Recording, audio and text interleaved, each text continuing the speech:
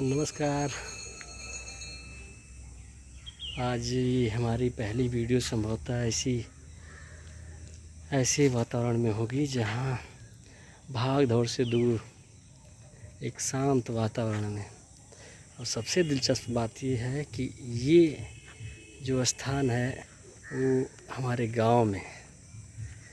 गांव से या हमारे गांव में ही है।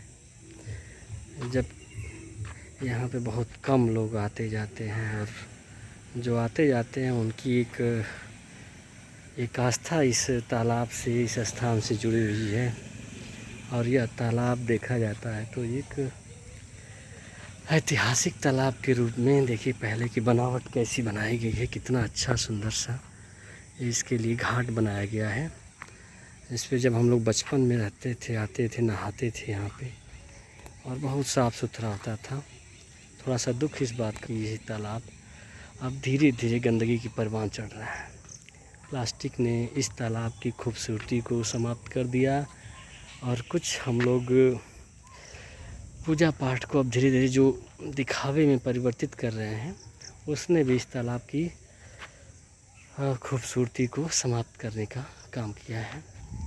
फिर भी अभी भी इसका अस्तित्व बरकरार है। और इसमें आपको बता दें, जो हमारे मित्र नज़दीक के होंगे उन्हें पता भी होगा, और जो नहीं हैं, दूर के हैं, मैं उनको बता दूं कि इस तालाब में कछुए और बड़ी बड़ी मछलियाँ, और इतनी बड़ी मछलियाँ होंगी कि जिसकी हम लोग मतलब लोकल एरिया में कह सकते हैं, स्थानीय तालाबों में उतनी बड़ी मछलियाँ नहीं दिखती होंगी।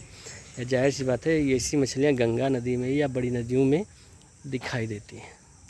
खैर, अब यहाँ पे अगर कछुओं की बात करें तो इन्हें कछुए मुझे लगा अतिशयोक्ति तो नहीं है।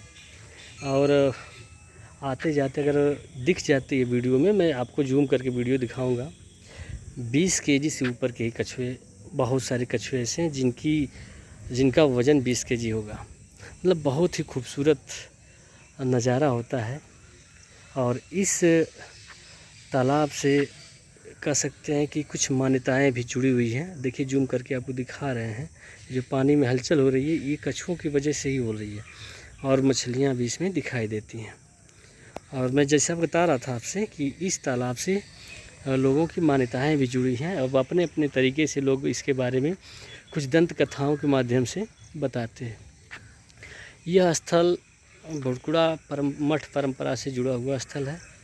और इस स्थल पे देखा जाए तो बताया जाता है कि जितने भी मठ से जुड़े हुए साधु संत रहते थे, सभी लोग यहीं पे आके एकांत में स्नान ध्यान करते थे। जैसा कि आप सुने होंगे या बहुत से लोग मेरे मित्र जानते होंगे, इस परंपरा में भीखा साहब, गुलाल साहब और अन्य महान संत हैं, जिस पर रिसर्च करने के लिए विदेशों से लोग भी आए थे।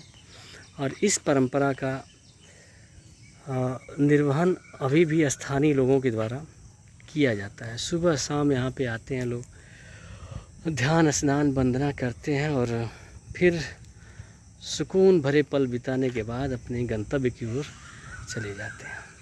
मैं भी यहाँ पे बहुत हूँ और कभी कभार आना होता है। हालांकि बहुत कोई व्यस्तता नहीं है, फिर भी अब नहीं आना होता है, कम आना होता है।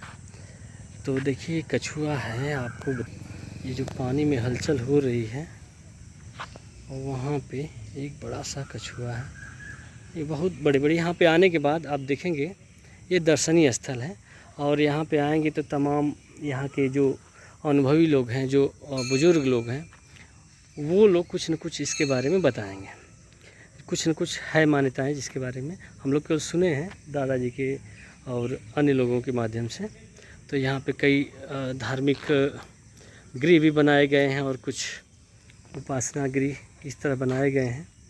अब देखिए जिसने इसको बनाया है, इस घाट को जिसने बनाया है, उनका भी नाम यहाँ पे देखिए, पुण्य गुरु श्री महंत रामाश्रय जी के कर कमलों से ये चीज़ें बताई गई हैं। अब दुख इस बात का है मित्रों कि अब जो दिखावे की पूजा होती है, पूजा शांति के लिए अपने आपको संविधान ने भी पूजा पाठ करने का अधिकार दिया है आपको, उसको कोई रोक नहीं सकता, लेकिन वो आपका अधिकार वहीं तक सीमित रह जाएगा जहाँ से दूसरे को नुकसान न पहुँचे। अब देखिए, अब पूजा पाठ के नाम पे जैसे यहाँ पे मूर्ति किया जाता है, जैसा कि आप देखे हैं एनजीटी ने गंगा नदियों में इस तरह की मूर्तियों का विसर्जन रोक दिया है, और उसके लिए वैकल्पिक व्यवस्था की थी कि यहाँ पे गड्ढे बनाए जाएंगे और वहीं पे मूर्तियों को विसर्जित किया जाएगा। लेकिन अब वो लोग गंगा में न जाकर ये मूर्तियाँ, एक छोटा सा तालाब है और आसपास तमाम कई धार्मिक त्यौहार होते हैं जिसमें मूर्तियाँ का निर्माण किया जाता है, और वो मूर्तियाँ एक पूजा पाठ के लिए होती है, फिर विसर्जित कर दी जाती है। और ये पूरी मूर्तियाँ जो होती हैं ला के इसमें फेंक देते हैं लोग, जिसमें उसमें पटरा और उसमें कील और कह सकते हैं कि कुछ घास फूस, बांस और ऊपर पेंट्स होते हैं। आप जानते हैं ये सब केमिकल से बने होते हैं, कितना नुकसान करता है जलीय जीवों को। और ये जलीय जीव इतना इम्पोर्टेंट हमारे लिए, हम लोगों के लिए, हम सभी के लिए हैं कि इसको कहिए ना। अब देखिएगा तालाब के, आपको दिखा, तालाब की ऊपरी सतह पे जो ये शैवाल जमी है, तो शैवाल तो चलिए ठीक है, वो तो प्रकृति की देन है, लेकिन इसके ऊपर जो प्लास्टिक की बोतलें बिखरी हैं और पॉलीथीन बिखरी है, और यहीं तक नहीं, साबुन के पैकेट्स और ये शैम्पू के पैकेट्स यहाँ पे बिखरे पड़े हैं। और आगे देखिएगा, दुख इस बात का, देखिए अब यहाँ पे लोग जो पूजा पाठ के अवशिष्ट होते हैं उसको ला के, अब जो भी मान्यता हो, अब कोई मान्यता को माने या फिर कुछ भला बुरा कहे वो अलग चीज़ है। देखिए ये देखिए, ये पूरा का पूरा आप इससे पट गया, धीरे धीरे पटते जा रहा है और ये सीधे सीधे पानी में यानी जल स्रोत में हमारे समा रहा है। अब देखिएगा, अभी दुख की ही बात कर सकते हैं हम लोग। यहाँ पे ये देखते जाइएगा, अभी हमारे एक मित्र आए, वो बेचारे यहीं पे ये सब कचरा फैला के चले गए। अब इसको क्या कहा जाए, ये पूरा का पूरा क्षेत्र जो है धीरे धीरे इन्हीं सब चीज़ों से पट रहा है। देखिए कितना बढ़िया पेड़ है, जो बरगद का है और ये गुलर का है, अन्य है, आसपास पेड़ पौधे लगाए जाते हैं, हरियाली। लेकिन ठीक है, इसके बाद भी खैर हर चीज़ के बावजूद भी अभी भी इसकी सुंदरता बरकरार है, शांतिप्रियता बरकरार है। इतने शोरगुल, इतने तामझाम के बाद भी यहाँ पे अभी उतना शोरगुल नहीं होता है। और मैंने सोचा कि अगर ये सभी यूट्यूब चैनल वाले लोग कहते हैं कि भाई हमारे यूट्यूब को सब्सक्राइब करिए, हमारे वीडियो को शेयर करिए, मैं ऐसा नहीं करूँगा, क्योंकि मैं यूट्यूब को इसलिए चला रहा हूँ कि हमारे जो स्थानीय जहाँ पे दर्शनीय स्थल है, मैं उसको अपने मित्रों तक पहुँचाऊँ जो हमारे फॉलोअर हैं, और मैं भी लोगों से जुड़ सकूँ, इसलिए मैं इस चीज़ को अपना। देखिए कोई तामझाम नहीं रहेगा। हाँ ये है कि अगर आपकी मर्ज़ी है तो भाई चलिए ठीक है, तो आपका स्वागत है, मैं धन्यवाद भी दूंगा, लेकिन कोई फोर्स नहीं करूंगा कि भाई चलिए ठीक है।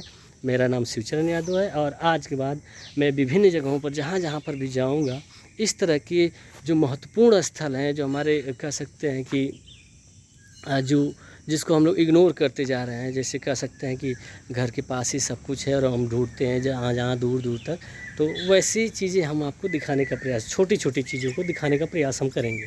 तो मित्रों धन्यवाद, नमस्कार, फिर मिलेंगे।